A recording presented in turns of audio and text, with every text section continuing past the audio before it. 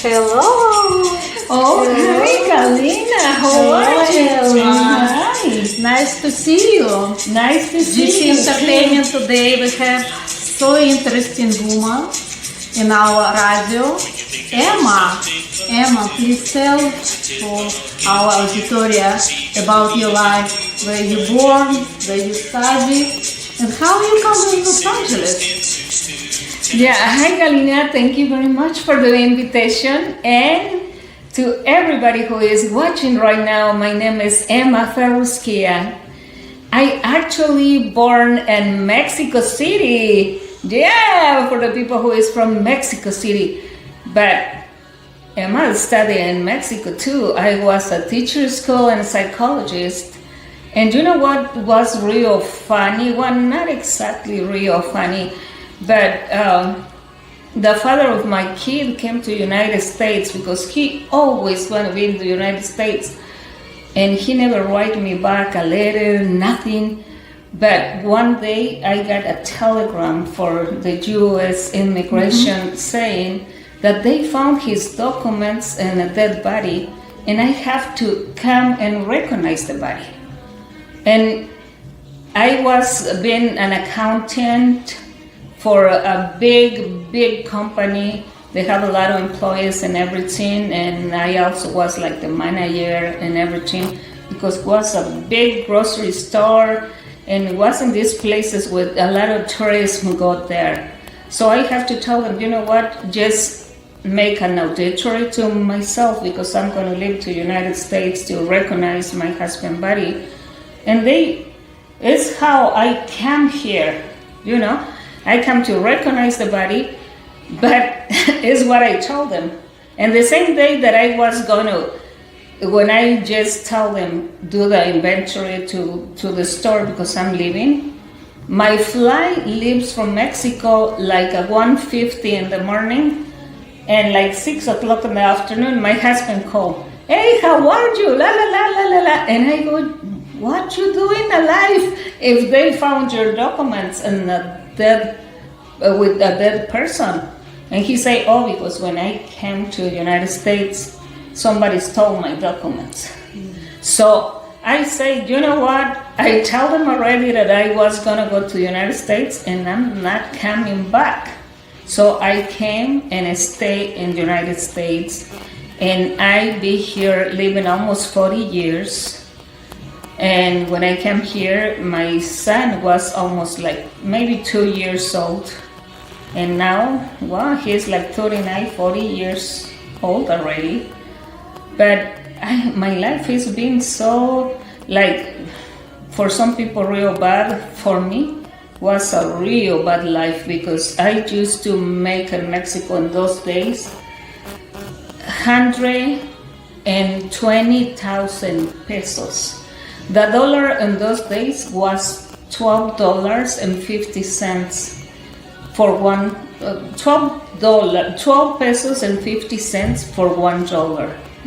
I used to make 120,000 pesos every 2 weeks because I was in the management, I was with the accountant, I used to make 1,000 things, and plus every weekend I used to go to different stores and make inventories, which leave me with a lot of good amount of money in my pocket.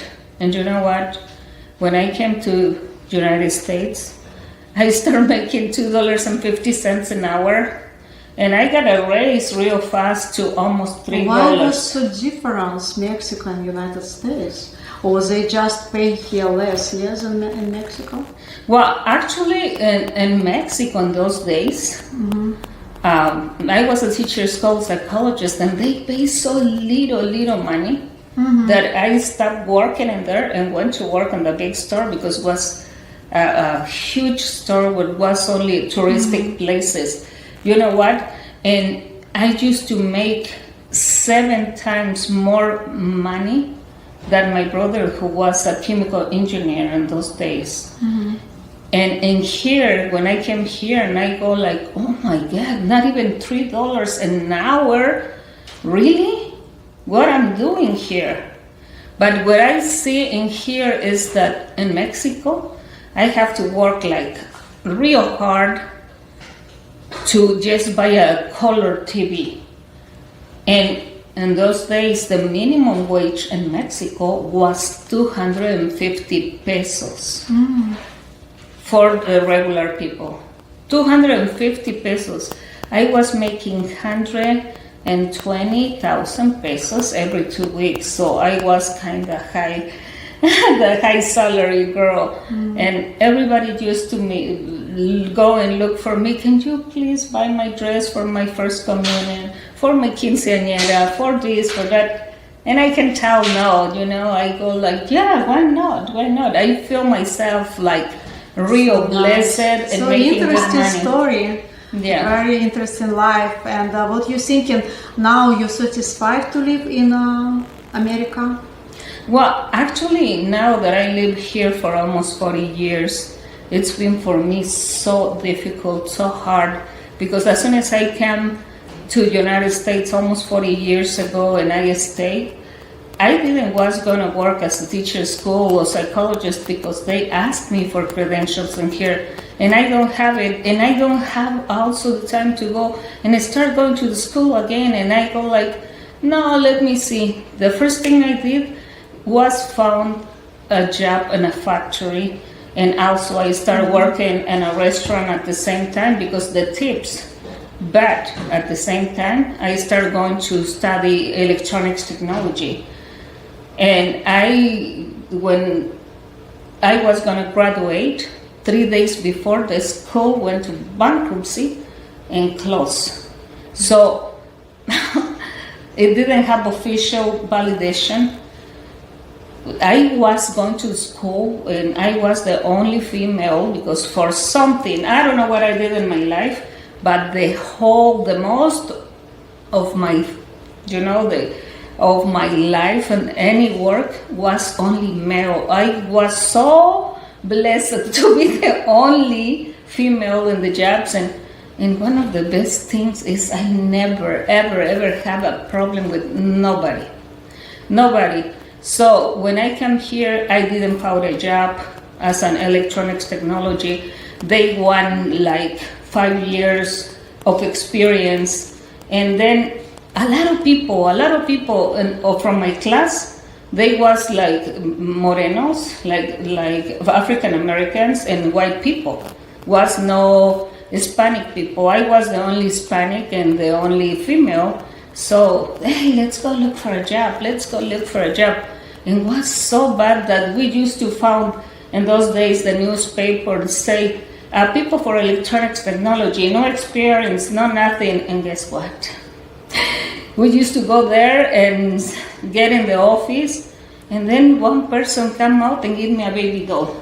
And he goes, okay, choose the partner you are going to use for the pornographic movies. And I go like, oh my God, what happened with this ad in the newspaper, say electronics technology, no experience? And they go like, oh, come on. Everybody who come here, it's because they are going to make pornographic movies. So I got scared and I go like, no, thank you. So we got tired to look for the jobs, and everybody's saying no and no and no. And I go like, what I'm going to do? And don't think I want to do the pornographic movie. Oh, no. Another of the guys say, hey, I know where they pay good. And he took us. We went the 39 male, and I'm the only female. And this was the International Junior for Construction Workers. When I went there and they started explaining me, like in those days, just to be a member of the union cost $469 to be a member. But they start telling me, if you start working here, the minimum wage that you start with is $16.65 an hour, plus $2 for each hour that you work, because in construction is not vacation. So I start like quickly, like how much I'm gonna make a week. it was a big difference of the salary. You were suffering so much in your life, I see. Exactly. I have a life like, if anybody started going around who is Emma Ferrusquia, my life was real sad life and real hard for me, because you know what? Since I was little, I used to go and work so hard, like since I was 7 years old. I come from a family where we was 13 brothers, 10 sisters, 3 brothers, my dad, my mom, and my dad started selling construction materials. He was a plumber, but he goes, if I sell construction materials, we are gonna make more money. So he don't have money to buy the truck, and he went to, you know, where the train passed, and he brought these big wheels, not that big, but regular wheels, and he make a pushing heavy duty car where we used to go and deliver the concrete, the little grave, and all the little stuff. But like sometime after, he had a truck, a big truck, but it wasn't these bomb trucks that they go and you just bump. No. I have to go on there and start shoveling everything down, like the sand, the grave, everything. But you know what? When I was construction job. Huh? Yeah, when I was from your father. Yeah, when I was 10 years old, I used to unload all these, like the heavy bags of concrete. There was 50 kilos. That in pounds, they are almost 100 pounds. And I was 10 years old. Do you want to ask why I'm so short? Because working so hard. And then at 4 o'clock in the morning, first, at 2 o'clock in the morning, I have to be washing clothes by hand of all my little sisters, because it was almost all sisters and my little brother, at 2 o'clock. At 4 o'clock, I have to go and help my dad and the chauffeur that he have, the driver, to go unload 4,000 or 5,000 bricks. They was so hot. And you know what? They don't even provide us gloves. When I used to finish to unload all that, my hands was all full of blood. And I wasn't even able to cry because my dad, get out of here, get in and go and help your sister to make the breakfast and go and help to clean the house. I used to do so many things just in order to go to the school, because my dad was those old-fashioned guys that used to say that the woman didn't have the right to go to the school, only the man. So my brother, the older one, he's a big chemical engineer, and he don't have to work for nothing. He only used to put the hand like this so he can receive the money for the bus, for the metro, for books, and me working like I don't want to say. You need to write book. Yeah, actually, I have a book about it's all my autobiography, because you already did, yeah? Mm-hmm. You already write your book. Yeah, my life is so terrible, but you know what? It's one thing that if anybody read my book, the book is in Spanish, and I also write poetry. I have 4 CDs with poems with background music.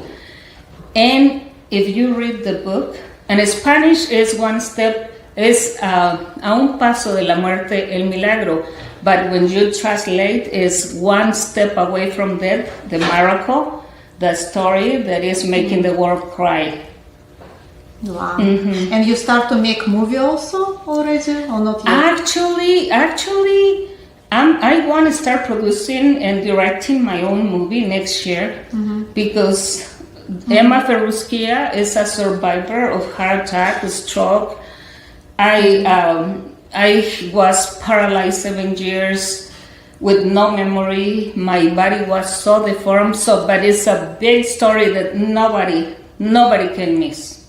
Yeah, everyone need to see your book. Everybody. It's an interesting story. Do you know what? The book is in English already, but I'm just doing perfection because I forget to put one word. Inspirational, because this story is so, a lot of people is going to get a lot of inspiration. It's a lot of people in this world, right? In these last years, that for everything, you know, a lot of people, it's so sad that it's going, that it's living for this pandemic, but a lot of people, they just have a little pain, or they lose the job, or they can't even pay the bills, and they get so desperate, and they start getting like, oh my God, what am I gonna do? They then go and commit suicide, or go and do dumb things. So this story is gonna give a lot of inspiration to a lot of people, and people is gonna learn that no matter what happened, you can never give up, because actually my body was like a monster already. Terrible. You hero. Oh, thank you very much. Because you was suffering so much in your life, and you know what is this life. Yeah, actually, yes. I think you're not afraid coronavirus. No, actually, you know what? It is so weird to know, because also my body was so full of radiation that now all the symptoms of coronavirus, I have them 63 times since 2006 to like a year and a half ago. 2006. But you know how I know my body was so full of radiation? Because You did extra weight? I have 22 years of medical researches and 20 years with experiments in my own body. If you see pictures in my book, or if you know me before, my body and my face was like a totally monster, deformed for an accident that I had. So I was doing so much, but guess what? I cannot say I did. My daughter and me did. Because my daughter, she started taking care of me when she was 5 years old. Wow. And she take care of me for 16 years. She was help you. What's your name?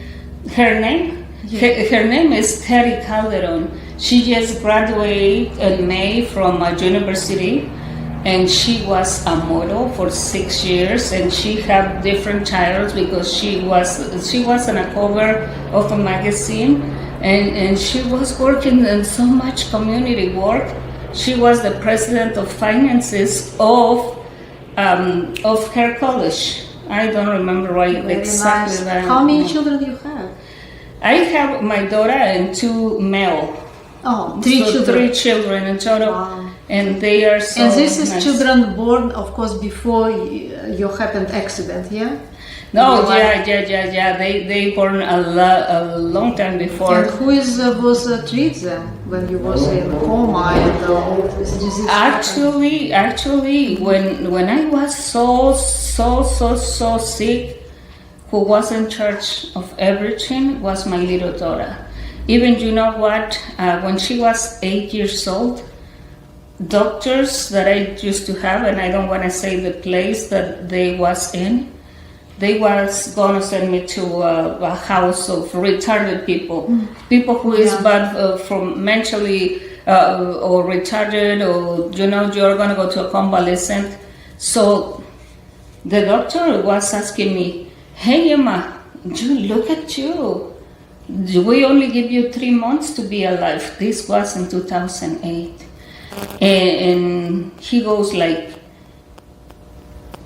"Who give you a shower, Emma? Who cook? Who take care of your kids? How many kids younger than 18 years old you have?" And I was going to start talking like, "Oh my God, he surprised me," inside my head, because I don't even have memory, but I don't even know what to answer. And my daughter, she was 8 years old, and she goes like, "You keep your mouth closed. Did you listen to me?" She came real close to me. So she goes like, "Hey doctor, why are you asking so many questions to my mother? Are you gonna write a book about herself? Don't even worry about her, okay? Because when she get okay, she's gonna write her own book." Oh, So the doctor told her, "And your name is?" And she goes, "My name is Terry Calderon, and I'm her daughter. I can answer the questions you're asking her." So she came again close to me, and she said, you keep your mouth closed, okay? And then the doctor, he got a call to go outside, and he came and say, okay, Emma, you are going to tell me who will take care of you. And then my daughter Teddy, she comes and she tells me, oh, who take care? Oh, why you asking that, doctor? And the doctor say, oh, because if Emma have kids that they are younger than 18 years old, that they are minors, we are going to take it to these houses, like to go with parents. This Babysitter? No, with adoptive parents. They have adoptive. another child. They have another name, but you are going to go in these houses when somebody else is going to adopt you. Or like somebody social helper? Yeah, exactly. But I don't have the word right now, but. Yeah, I see your daughter very help you to now to be so healthy, No beautiful. way, yeah. I see. And she tell the doctor what happened, and he goes, because if you have another brothers that they are minors, we are gonna take you to those kind of parents who they are gonna adopt you and watch you. And she came again close to me and she said, nobody is gonna separate us. Nobody is gonna do it. So she say, okay, ask me what you was gonna ask to my mother. And the doctor say, who take care of you? Who cook? Who clean? Who give your mama a shower? Because look at her, she is paralyzed. She can even react. She don't even talk. She don't even nothing. Well, I was dying already. And my daughter. I think government help for your family, yeah, with money, No, with some. Absolutely nothing. How you was live? Where you was live? Don't even tell me, because I sold everything in my house. I was getting all twist like a monster and like this homeless. And I used to go and ask for $20. Can I borrow $20? Yeah. So I used to go smart and find out, this is not a commercial. But I used to go and buy 2 boxes of chocolates, and I step outside of a business, outside of the bank, and can somebody buy me a chocolate? And I was totally deformed. So people, I don't know if they feel bad for me, and they used to tell me, are you selling for the school? And I go, no, it's to support my kids. So people used to buy the chocolates, and in the nighttime, I used to pay the $20, and I even have $100, $120 profit. And All your children will like go to school and free was school? Yeah, they was gonna go to a government school, the 3 of them. And those days, the big one, he left and got married already, or probably go and live with the girlfriend. But my little girl was 8. My kid, the other one, was 14. So she told the doctor that, we live with my grandma. You know, my grandma feed my mom. My aunt gave her a shower. My uncle, he cleaned the house. My other uncles and my aunts, they support the house. Good. And you I know wish your family will be healthy, and we continue our program next time. No, but you know what? Nobody was there. Just